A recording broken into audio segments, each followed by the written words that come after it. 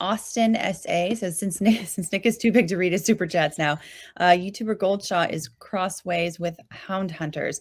Vermont law allows unattended packs of hounds to hunt across property lines. Any taking implications? I think that probably has more to do with whether the state is a fenced in state or a fenced out state.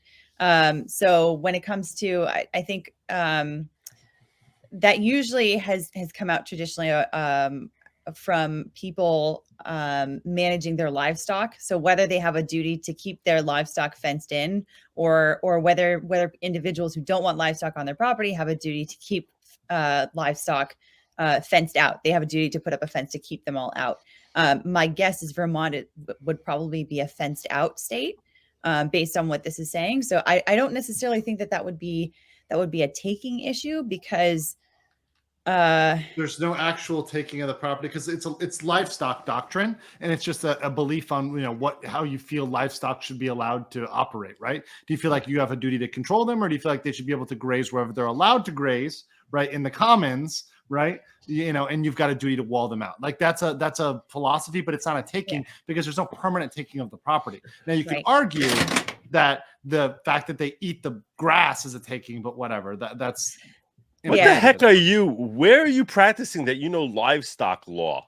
Oh, I did a lot of wildlife law. I've done a lot of wildlife law. I just know this from law school. There's no lie. I didn't even. When you use that phrase, what did you call it? Livestock law. I didn't even know there was such a thing as livestock law. That's because you live in New York. Florida you haven't lived in the flyover state. My first time on Nick's channel, he started talking about tree law, and I'm like, what the hell?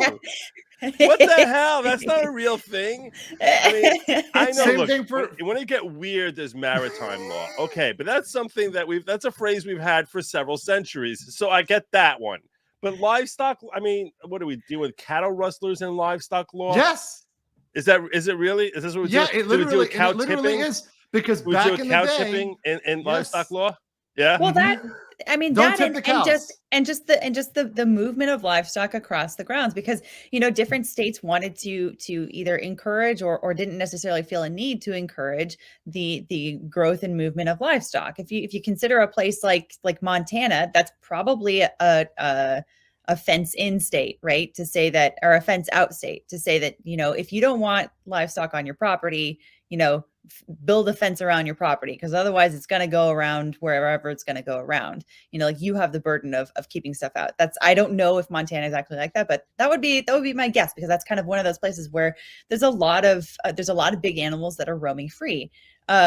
So that's, it depends. And let's face it, livestock is a very big industry. You go to Texas, they have a lot of cattle there to sell for, so you can get your nice New York steak, Joe.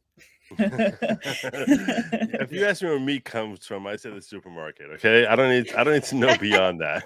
I got crazy with it when we had that gator case at Disney, where the kid was eaten by the gator, and everybody was that also part of livestock law down in the parts you're from?